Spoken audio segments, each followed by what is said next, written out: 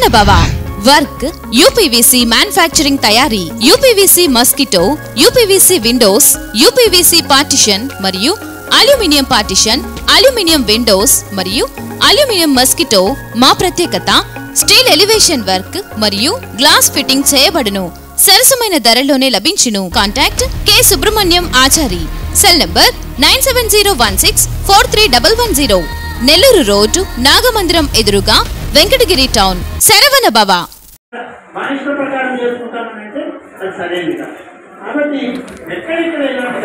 నమస్కారం today feature కి స్వాగతం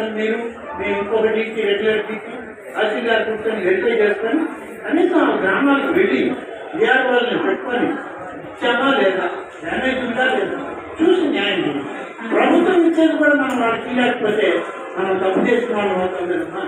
ఇవాళ రాష్ట్ర ప్రభుత్వం ఇచ్చిందా కేంద్ర ప్రభుత్వం ఇచ్చిందా కాదు. సైక్లోన్ డ్యామేజెస్ అట్లాగే ఫ్లడ్ ఎఫెక్టెడ్ ఏరియాస్ ఇవన్నీ సెంట్రల్ గ్రాంటే. రాష్ట్ర ప్రభుత్వం దగ్గర డబ్బు లేదని అందరికీ తెలుసు. ఈ ప్రభుత్వం దగ్గర డబ్బు లేదు. డబ్బు లేదు కానీ ఈ లేదు ఎంత గిన్నుకుంటే ఏం లాభమైంది కాదు. కాబట్టి కేంద్ర ప్రభుత్వం ఇస్తుంది డబ్బు. ప్రతి కలెక్టర్ దగ్గర ER 27 అని ఇటువంటి కండిషన్స్లో డ్రాటు సైక్లోన్స్ ఇటువంటి టైంలో వాడుకోవడానికి ప్రతి కలెక్టర్ దగ్గర డబ్బు ఉంటుంది. ప్రతి జిల్లా కలెక్టర్ దగ్గర రెవెన్యూ ఆఫీసర్ మీకు తెలుసుంటుంది.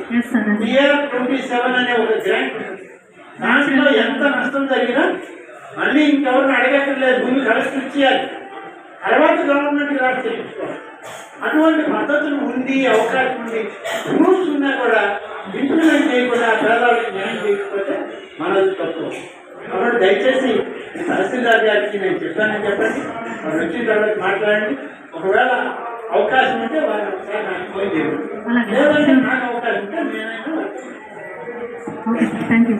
దాంట్లో ఎంత ఒక్కొక్క ఇంటికి ఇచ్చేది సార్ 1,80,000 ఇస్తున్నాం సార్. 1,80,000. ఓకే, అది ఎవరిలో వాళ్ళు కట్టుకోవాలి. అంతే సార్. ఎవరు సొంత స్థలంలో కట్టుకోవచ్చు, ఎక్కడైనా లేఅవుట్ అక్కర్లేదు. అటువంటి ఇల్లు 23, 24, 22, 23 ఎన్ని వచ్చింది ఆ సంవత్సరం ఎన్ని వచ్చింది ఈ సంవత్సరం సార్? మనకు వచ్చింది 21, 22 సంవత్సరం రిపోర్ట్ ప్రకారం వచ్చాయి సార్. 22, 23 సంవత్సరం రాలేదు సార్ మనకు. ఆ సంవత్సరం గాను 385 ఇళ్ళు కానీ వచ్చినాయి సార్ మనకు. 385 ఇళ్లకు గాను 14 ఇళ్ళు ఇంకా మొదలు పెట్టలేదు సార్. 229 ఇళ్ళు బేస్మెంట్.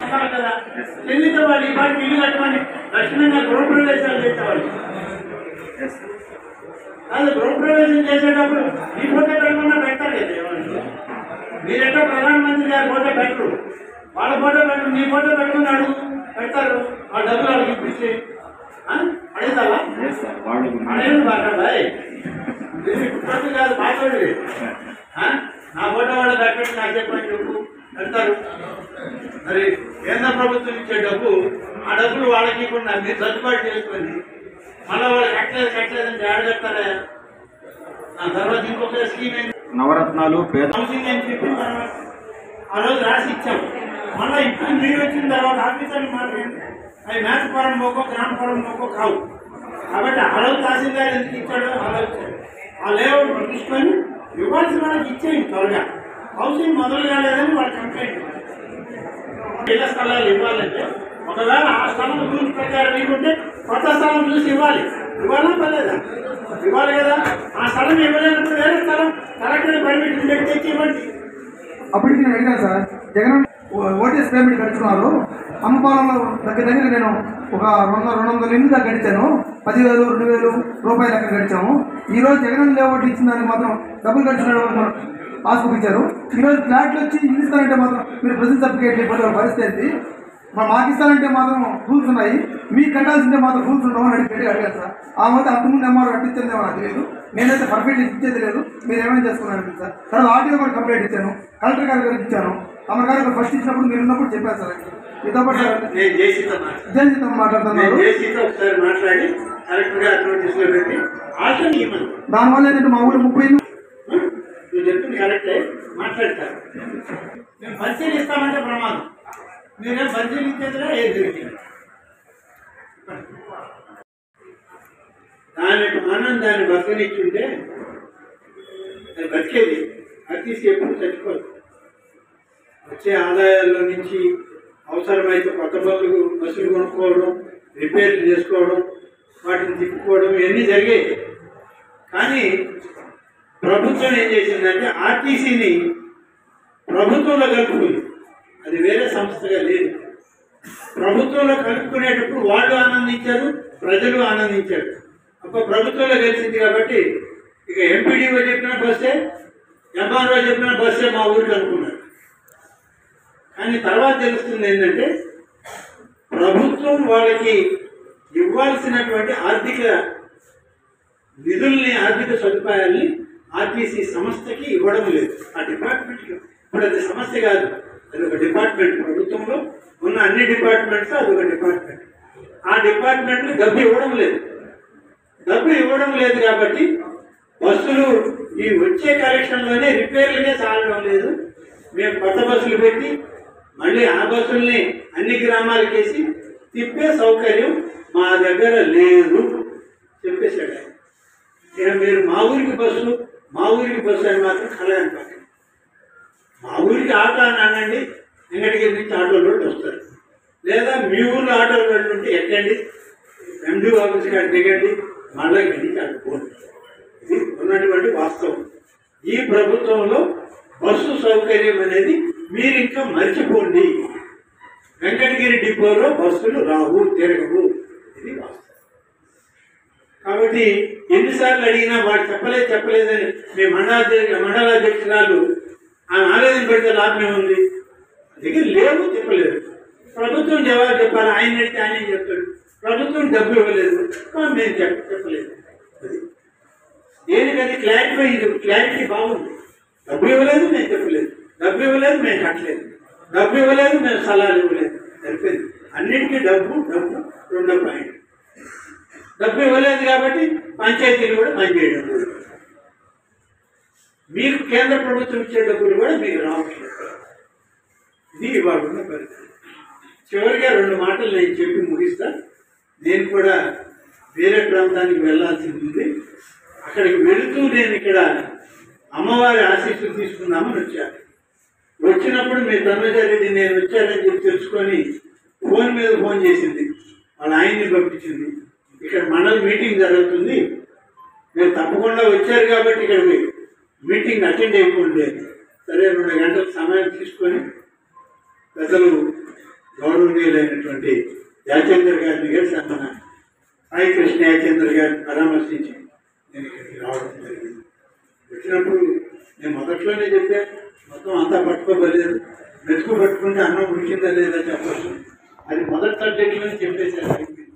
కాకపోతే ఉండి అన్నీ చూడాలి కాబట్టి మరి మీరు ఉండిపోతే బాగుంటుంది సార్ అంటే నేను ఇప్పటి వరకు నేను కొంత సమయం ఇంకా తీసుకున్న మండలాధ్యక్షురాలు ఆమెని, ఎంపీటీసీలని, గ్రామ సర్పంచుల్ని, అధికారులందరినీ కూడా నేను సమయం అవుతుంది కాబట్టి నాకు పర్మిషన్ ఇస్తే నేను బయలుదేరుతాను.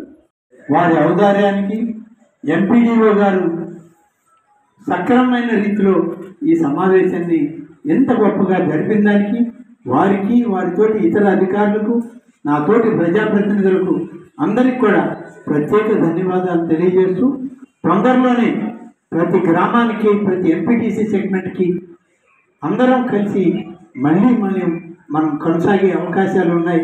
నేను మళ్ళీ మీ అందరి దగ్గరికి వచ్చి మిమ్మల్ని కలుసుకుంటాను. మీ అందరి యొక్క సహచర్యంతో భవిష్యత్ ప్రణాళికని నిర్దేశించుకుంటాను అని చెప్పి తెలియజేస్తూ సెలవు తీసుకుంటాను. బాయ్.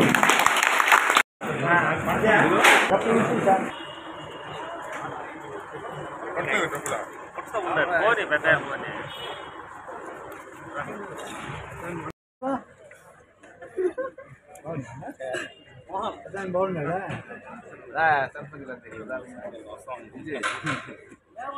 అధ్యక్షుడివే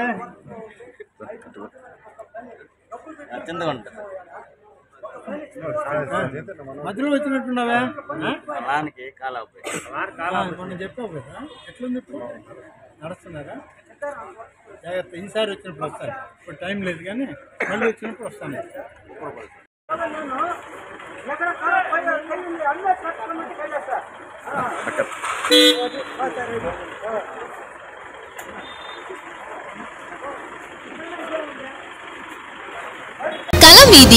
కృషి మాది. స్థలమైన ఇల్లైనా ఖచ్చితమైన నమ్మకం మేఘనా కన్స్ట్రక్షన్ అండ్ బిల్డర్స్. మార్కెట్ లో అతి తక్కువ ధరలకే నిర్ణీత సమయంలో 100% వాస్తుతో ఇంజనీర్ల పర్యవేక్షణలో అనుభవజ్ఞులైన తాపీ మేస్త్రీలచే నెంబర్ 1 క్వాలిటీ హౌస్ మెటీరియల్స్ తో మీరు కోరుకునే విధంగా ఇంటి నిర్మాణములు చేపట్టబడును. అన్ని ప్రాంతాల్లో ఇల్లు స్థలాలు అమ్మబడును మరియు కొనబడును. ఇల్లు కట్టుకోదలిచిన వారికి ఇంజనీరింగ్ ప్లాన్ మీరు కోరిన విధంగా ఉచితంగా చేసి ఇవ్వబడును. Proprietor Jampala Prakash. Cell number 9493307777. ఇట్లు మేఘనా కన్సల్టెన్సీ.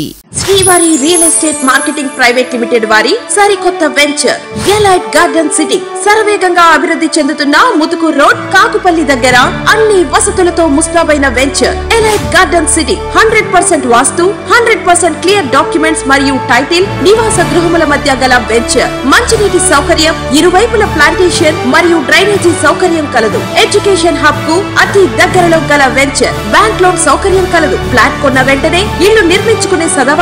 బుకింగ్స్ కొరకు సంప్రదించండి. Srivari real estate marketing private limited, Sridhar's Krishna towers, 3వ floor, Annamayya circle, mini bypass, Nellore. 4784282986.